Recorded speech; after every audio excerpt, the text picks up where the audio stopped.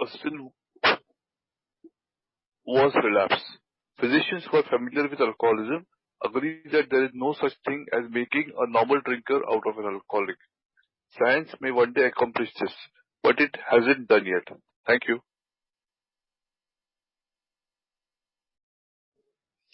Thank you, Amir. So, just some quick announcements. The participants will be on mute for the duration of the share. However, after that, you are encouraged to please raise your hand and we'll call upon you to share on the topic or whatever you would like to talk about.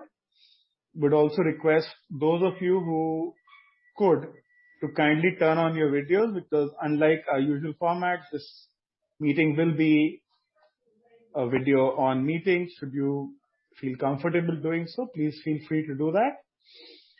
And we have with us Tim and Brian, who will be talking about, as said in the flyer, they'll be telling us their experiences with how not to be upset. Without further ado, I will hand it over to Brian to take it from here. I'll just turn on the recording. All yours, Brian. Thanks, Anish. I'm Brian. I'm alcoholic. Thank you guys for having us here today. My date of sobriety is March 25th, 2016. I have a sponsor. I have a home group. I'm actively involved in all three legacies of our program, and I spend much of my spare time in the sort of activity the book describes in working with others. There's an American comedian by the name of Bob Newhart. I don't know if anyone here knows him, but he has a rather seminal skit from the 90s in which he is playing a psychiatrist seeing a particularly neurotic patient. And she comes into his office presenting with the problem of an anxiety disorder related to a fear of being buried alive in a box.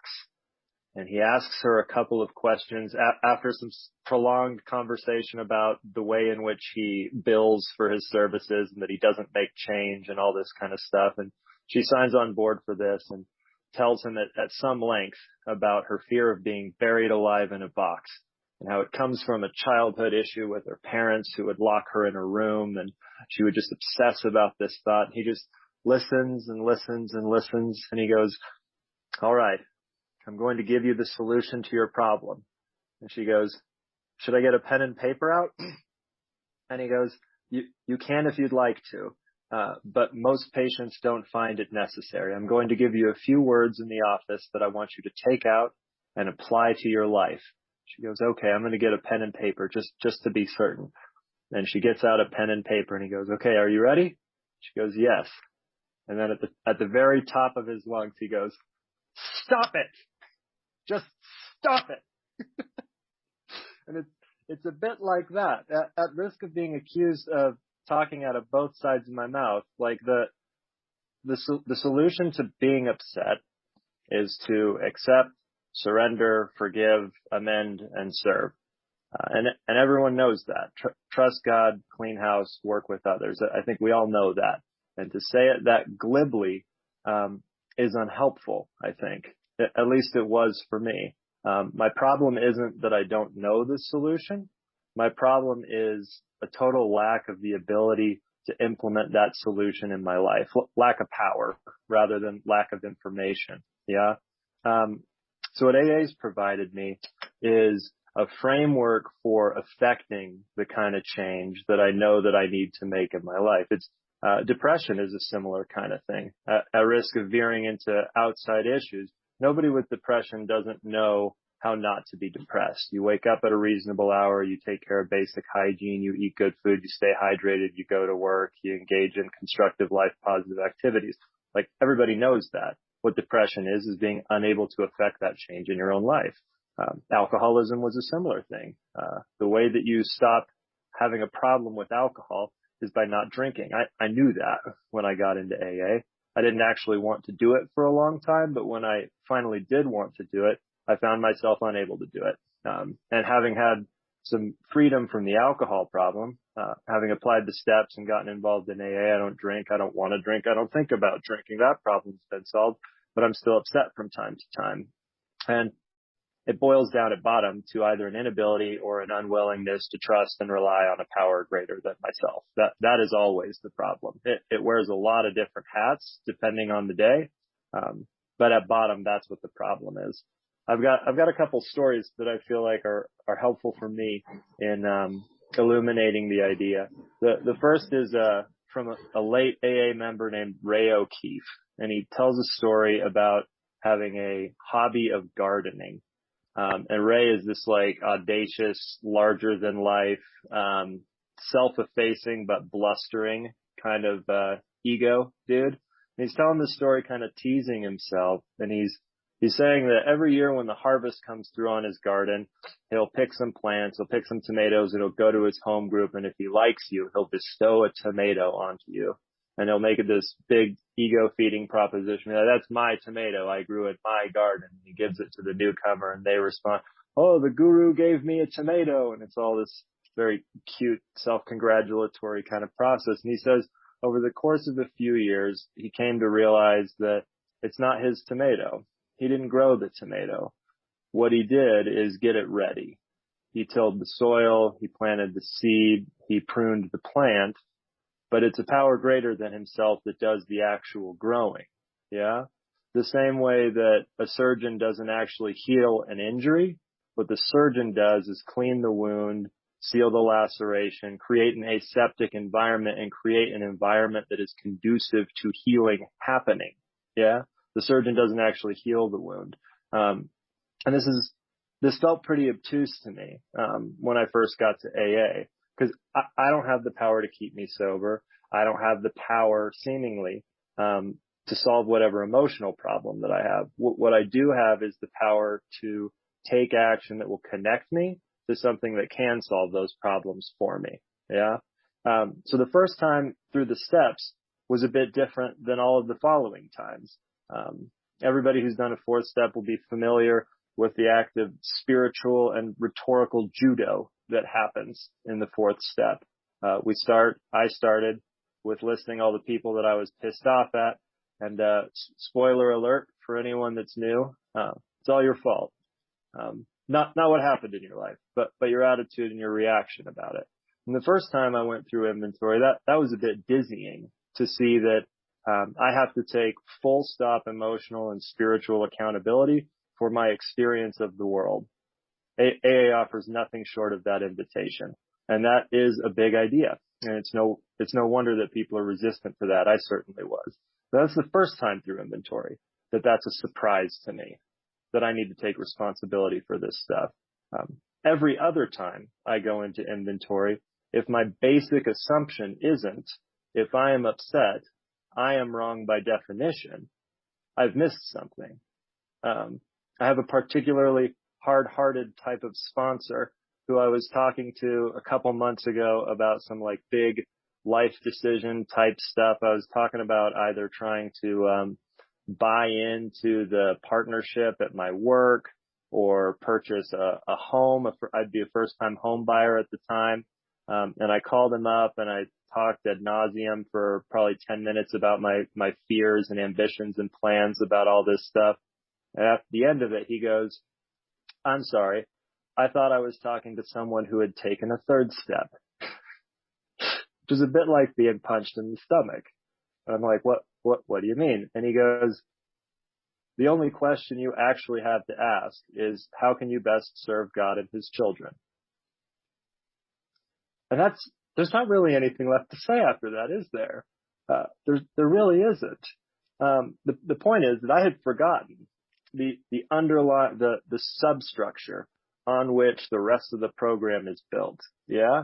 If I don't have that baseline assumption going into the spiritual exercises of the steps in the future, that my only role on this earth is to serve God and his children, I've missed something or I've forgotten something. I am making an error. And I make that error regularly. I'm not trying to front like I'm Siddhartha under the Bodhi tree, floating a couple inches off the ground, or that I don't get upset for 6 months at a time. But anymore, having worked the steps, the basic assumption is that there's nowhere to go. There's nothing to do. There's no one to become. It started with It will be fine. It will be okay. Eventually that evolves to, it is okay. And today the way that sits is, it is. Just dispense with the judgment entirely. My judgment of what the world and its people are or ought to be has always been the source of my suffering. I learned that in inventory. I learned that in the 8th step. I learned that in amends. If I want to be happy, it's not about trying to arrange the external pieces of my life so that they're pleasing to me. It's about being willing to accept the pieces falling where they may, that nothing happens in God's world by accident. And my job is, to the best of my fumbling ability, to try to intuit the will of that power and discharge that obligation in my life. That if I'm thinking about anything else, I'm getting outside of my lane. Yeah. There's some powerful action, or there's some powerful examples that have been given to me in AA of what this looks like in practical application. Because we talk about surrender, acceptance, forgiveness, real glibly, or that's the way it sounds to my ears anyway. Because I don't have a surrender button personally. And when people say let go and let God, like, I know what they mean. I understand the words that they're saying. But I push that button and it's like it's not connected to anything. So examples of what that looks like have been really, really impactful for me. The previous sponsor that I had, his name was Wade. Wade was like this model of graciousness and humility and dignity and service. He's very like everyman kind of dude. Got sober following like H&I, going into the prison that he was at for the 3rd time for 5 years this time, for manufacturing methamphetamine and having an arms cache that would make the National Guard blush. Nowadays, he's like a chubby, bald, 60-something-year-old dude who just wants to give you a hug and talk about God. It's a powerful thing. And Wade got cancer. He got throat cancer as a result of, in part, some behavior he was engaged in when he was still drinking. And I called Wade on the phone after he had begun his radiation treatment for the throat cancer, and his voice sounded all froggy. He sounded like Ned from South Park. He talked like this. And I called him on the phone, and I'm trying to take pity on Wade for how difficult the circumstances in his life are. I'm like, oh, this sucks so badly. I'm sorry you're in so much pain and blah, blah, blah. And there's this long pause on the phone. And then Wade says, Brian, I haven't been this close to my wife since the day we were married. I haven't seen my children this much in decades. That just takes the air out of a room. This is a person who absolutely refuses to feel sorry for himself or to resent God or his health or his body or anything else. What Wade's example shows me is that there is a choice, even in that dire of a situation, of how to perceive and thus experience the elements of his life. A recurring theme that comes up in guys I'm working with in inventory. As I said earlier, the spoiler version is that it's all your fault. Not what happened to you or happened in your life or any of that stuff, but my reaction to it. That's all mine to take care of, to attend to. People like to look for the loopholes. Yeah. And I've got this particularly, litigious and argumentative sponsee. His name is Jake. And Jake was, talking to me about that idea in inventory in the 4th column and the 10th step idea in the 12 and 12, where Wilson says, whenever we are disturbed, something is the matter with us. And this guy's a lawyer, which is, fun. It's engaging. It keeps me involved.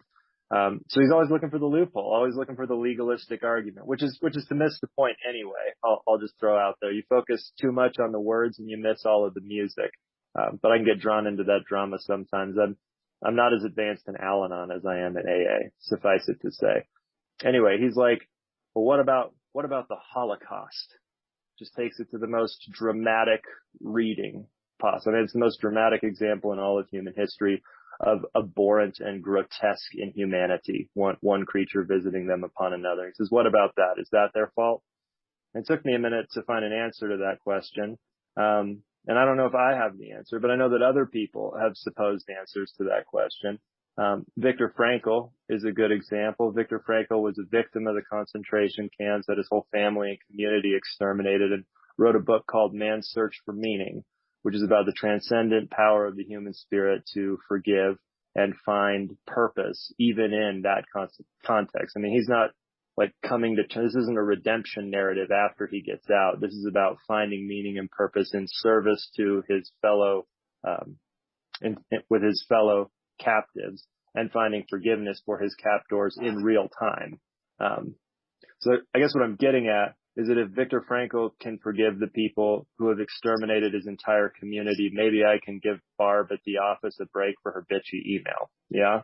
It's not quite that one-to-one, but it does provide just just an opening in the doorway for my perspective to start to shift a little bit. Yeah. So these are all ideas. These are stories. These are ideological conceptions. Our book talks about keeping our head in the clouds with God and our feet firmly planted on the earth where our fellow travelers are. And I can be perhaps fairly accused of spending more time with my head in the clouds than with my feet on the earth. The way that I have had these ideas go from up here to down here in my heart, from knowing these things to realizing them, is by the practice and application of the steps. And I've done that in a really bumbling and imperfect kind of way. I think that at some point, intention and exertion matter more than the specific form that the action takes. Like sponsor A and sponsor B are working with others in dramatically different ways. Sponsor A says, go to 90 meetings in 90 days, call me on a daily basis, do prayer and meditation every night. And sponsor B says, get a position at your home group, trust God, clean house, and work others. And both of those guys get sober. Yeah. Now, one of those sponsorship techniques may be more effective than the other, but both of the sponsees get sober if they're sincere about what they're doing and they make the effort. This is about content, not about form. Yeah. So the first time I did the steps, the form was very different than how I do them now, but the content was the same. It was a sincere willingness to seek and do the will of a power greater than myself and making the necessary effort. And even what that looks like, has been wildly different. I mean, I was a stone cold, fade to black, come from nothing, going nowhere kind of atheist when I first got sober. Mercifully, God doesn't seem to care what name I call him or whether, in fact, I call him by a name at all. My experience is that if I take these actions, I get connected to this power on simple and understandable terms. God's unburdened by the kind of ego demands that I seem to struggle with. The point is that I was sincere and I made an effort at it. Yeah. And slowly over time, this idea has seeped from my head to my heart. I wish that there was a way to do this discreetly, like there was a certain, again, like a button to push or a certain step to take. But the spiritual house for me seems to have, like, all the mechanics of my spiritual home function very different than the ones in my material home. Yeah.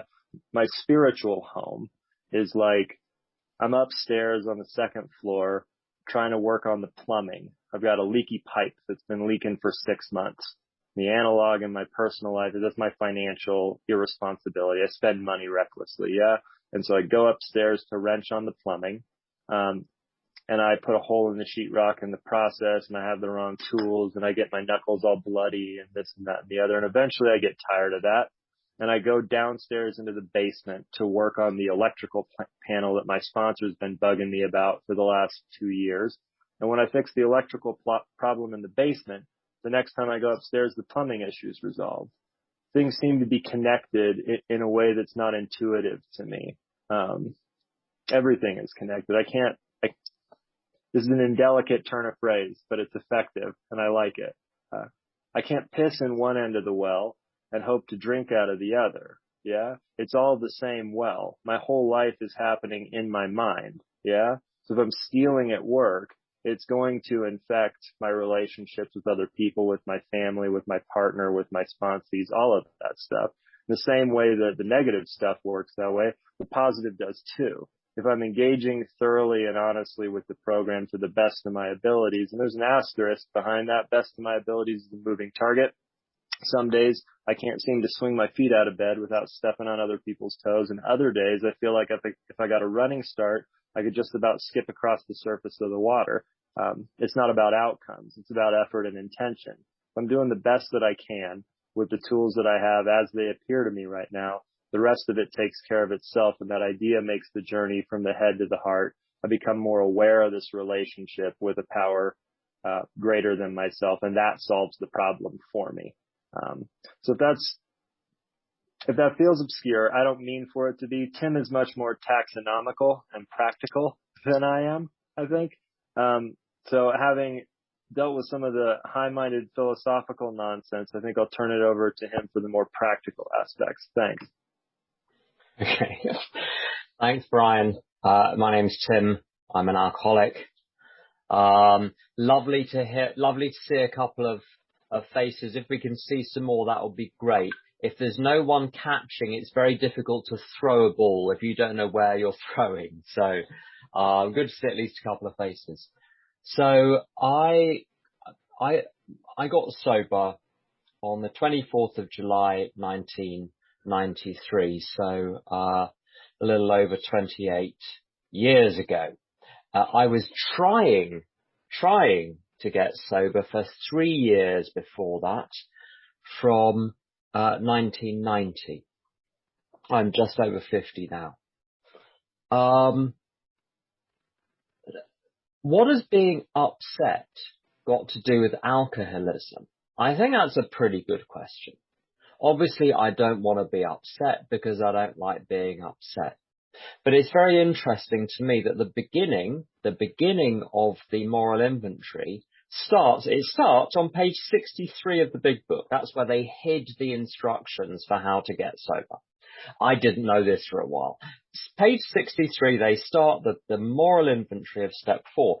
But the first inventory question is actually on 4 pages later. What were my mistakes? Before we get to that, we've got 4 pages of a so-called resentment inventory. And it struck me a while ago, the reason why that's first. If I think the problem is you, I have no hope in realizing the problem is me. So I've got to get rid of the idea that the problem is you. I've got to get rid of a lot of the upset before I'm going to do a moral inventory. Why do I need to do a moral inventory? The solution to my alcoholism, to understand the solution, I've got to know what the problem is. The problem is not my insanity around drink. I have a mind that tells me periodically a drink is a really good idea. I have a body that condemns me to drink very, very large quantities of alcohol. So it's not a good idea for me to have a drink. But my brain, my physical brain, incurably will throw up the idea occasionally. A drink is a good idea. I was in a restaurant in London a couple of years ago. Remember restaurants? I don't know if you're going to restaurants, if they're all shut or if they're open. But anyway, I was in a restaurant and I realized I had been staring at some bottles on the wall for about 30 seconds before I realized I was staring at the bottles on the wall. Alcoholism, unfortunately, is incurable. It means there's always going to be a bit of my brain that thinks a drink is a good idea. Because I can't eliminate that bit of my brain, I can't make myself sane 24 hours a day for the rest of my life. Can't do it. No one can do it. My real problem is not that insanity. The real problem is self-reliance. The real problem is me doing what I want to do when I want to do it because I want to do it. That's my problem. You can be perfectly sane and rational and spiritually well and have one insane thought, a drink is a good idea, have the drink and be unable to come back to AA. You can be mad as anything, but surrendered to doing the program and not what I want to do, I can be as mad as I want. I can be as mad as I want. It doesn't matter. Because whatever my head tells me is not going to transfer into the actions I'm going to take. In AA, people often say, oh, my head is telling me this. My disease is telling me that. My alcoholism is telling me that. I think that's very good because it means that the thoughts that are coming in are not me. They're just incoming information. So the solution is to surrender to 4 things, the 4 P's, 4 words beginning with P. The power, the higher power. The people in AA, although occasionally a bit of my brain thinks it's a good idea for me to have a drink, it never thinks it's a good idea for you to have a drink. As far as your alcoholism is concerned, I'm pretty sane. I never have the strange mental blank spot and think that a couple of highballs, page 39 of the big book, a couple of highballs will do you any good. Me, that's a different question. You, I'm sane.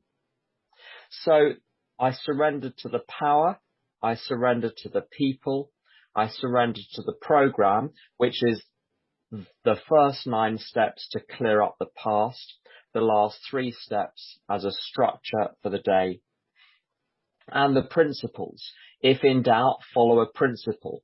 Common welfare coming first, primary purpose. There are lots of principles in AA, in the traditions, the concepts, and the steps. So the answer to my alcoholism is to be surrendered to God. And that means very practically, from when I wake up in the morning to when I go to bed at night, doing God's will, not what my brain tells me. Now that's great, except there's a little problem in the way, which is, a couple of little problems. The first one, I don't know what you're like when you're frightened or resentful or full of guilt or full of shame. I tend to say things I shouldn't say, do things I shouldn't do. I tend to be out of control when those emotions are above a certain level. It's like they take over. So I've got to remain reasonably calm. Secondly, as I mentioned earlier, we've got to get rid of the upset to look at ourselves. Why? Because I can't shift to doing God's will unless I can see where I'm doing my own will. And I've got to be also convinced that doing my own will doesn't work. So that's why I've got to get this upset out of the way. Now, all of my upset boils down to this. If you were different, I would be happy. If she were different, if the government were different, if the climate were different, if what they're doing in this country was different, if what they were doing in that country was different, if the politicians were different, if the health authorities were different, if viruses didn't exist, 1,000 reasons why I'm unhappy, and none of them are me. None of them are me. Or if it is me, it's my genetic makeup. You see, you can't do anything about that. So the job is to blame anyone but myself. That's what all of my upset is about. It's about finding someone else who is guilty, because inside I feel I'm guilty. And so that's intolerable. I need to make it your fault. Because when I feel guilty, I'm frightened that something is going to get me. So I need to make myself innocent and you or them the problem. So all of the guilt, I lift it up out of me and throw it at someone else. Literally called projection. That's what the word comes from. It means to throw out. I take all of the darkness in me and throw it out and see it in you. And I won't be able to access the darkness in me unless I stop seeing it in you. Also, being upset is really unpleasant. That's the other reason why you want to get rid of being upset, is because it sucks. Some meetings of AA are very topic focused.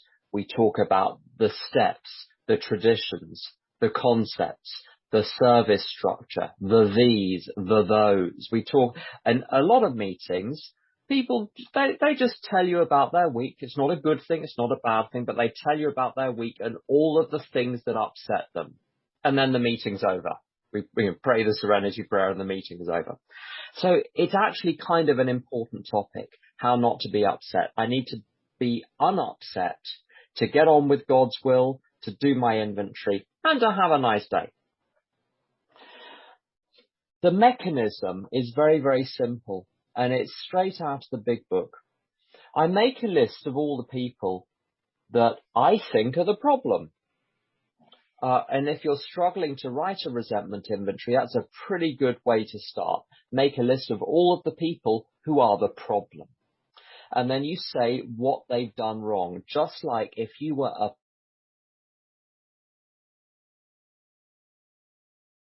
and you had to list the crimes that they've committed.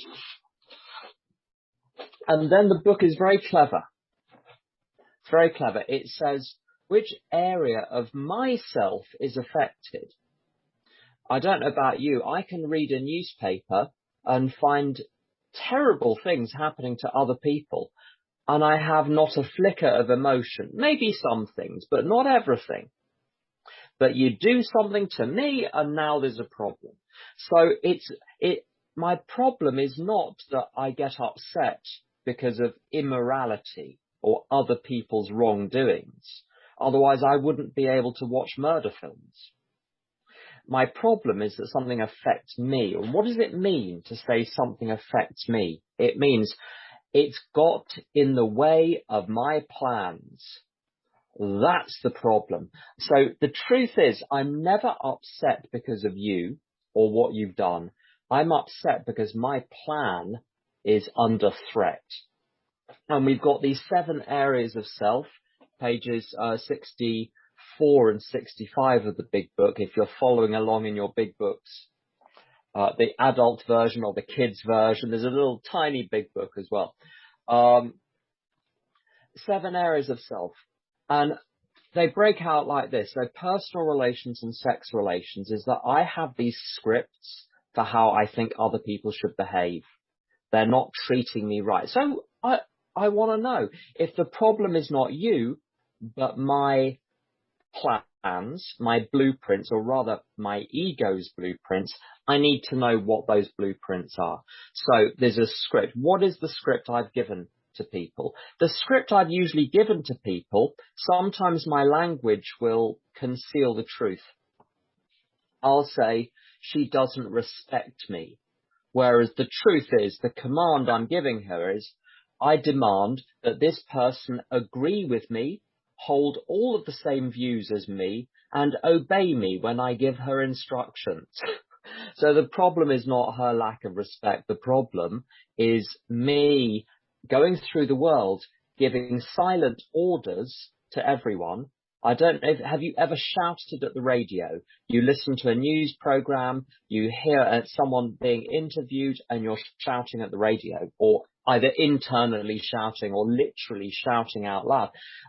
When I do that, it's because I've got a script for how the person on the radio should act and talk and think and whatever else. I've got a lot of scripts. Now, why do I have these scripts? Because I have an image of what my life should look like, and all of these people are getting in the way of that. If only they behaved right, I'd be okay. And this is where it gets really interesting. I mean, first of all, the scripts under personal relations are, I don't follow them. You know, I demand that other people agree with me. Do I agree with them? No. I demand that other people obey me. Do I obey them? No. So they're really unreasonable. But it gets interesting with pocketbooks. That's finances, security, and ambitions. I discover that my demands are something like this. I want to be rich. I want to be richer than other people. I never want anyone to take any money away from me. I don't want to have to work for the money. I want somewhere to live. I want a flat, a house where nothing ever goes wrong. And if it goes wrong, I want it to cost nothing to repair, and I want it to be repaired immediately. Now, you don't think you have these plans until you realise that the reason you're upset about the £100 you're paying to the plumber is you think you should be paying the plumber £3. That would be a reasonable amount. It's the upset which reveals what the plans are. You get the plans out and you realise they're insane. Because the truth is, with all of those, with the ambitions, the security and the pocketbooks, have you ever known people who live secure lives in nice houses with good jobs, with enough money to go on holiday and do what they want and solve their problems, and they're miserable and they complain and they're unhappy, and then you meet people who have nothing, where everything is going wrong and they are happy? It's pretty clear unhappiness is not coming from circumstances, or rich famous people would not be in rehabs. So let's get this straight. My upset boils down to this. I'm unhappy because something is threatening my plans, yet even if those plans succeed, I wouldn't be happy, and I can be happy without the plan succeeding. It's completely insane. If I can look directly at the insanity of my programming, I don't see reality. I see reality filtered through software in my brain, which was installed by crazy people when I was a kid. And the software that was somebody installed... else continue, please?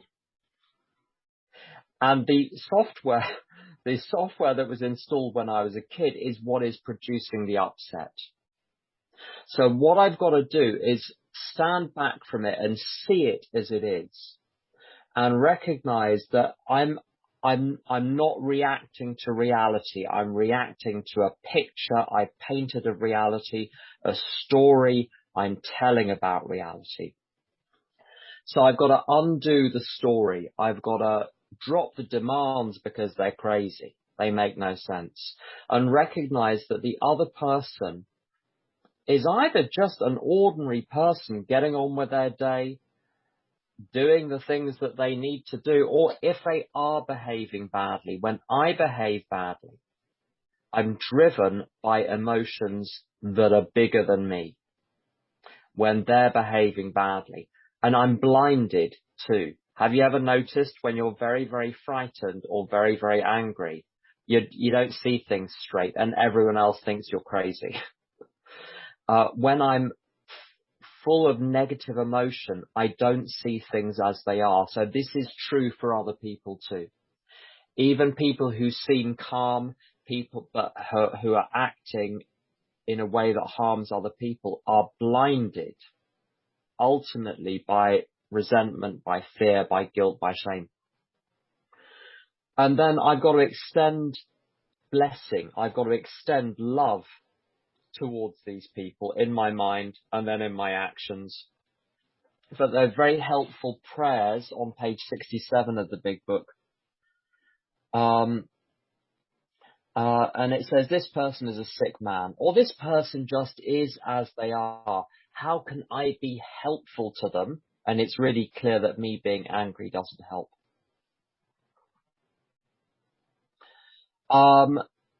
The deal with fear is very simple.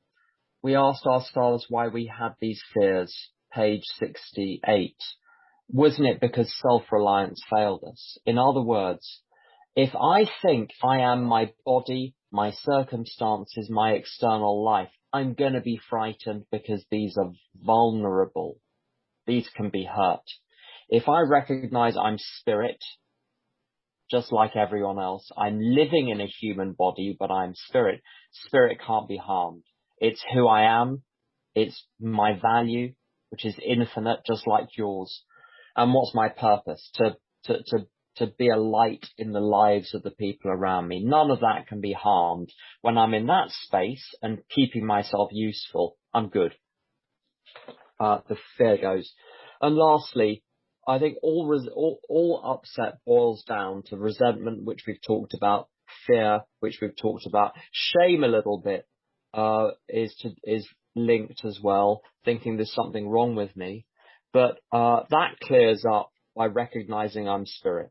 I am not my own character defects. I am not my own past behavior. The last way to get rid of guilt, of upset, is to get rid of guilt. The only way I know is to make amends to everyone for everything. Make amends to however small, however long ago. If they say, don't worry about it, I've forgotten, it's fine. At least you tried. You do your best. When I get rid of the guilt, here's the interesting thing. There's nothing to project out and see in you. So when I'm guilt-free, I'm resentment-free. That's where you remove the fuel behind all the resentments, is in step 9. I think I've gone on for long enough, so I'm going to stop there. So thank you for inviting us all to speak today, and I'm sorry one of us was detained, not by the police, by circumstances. So thank you all for listening so patiently.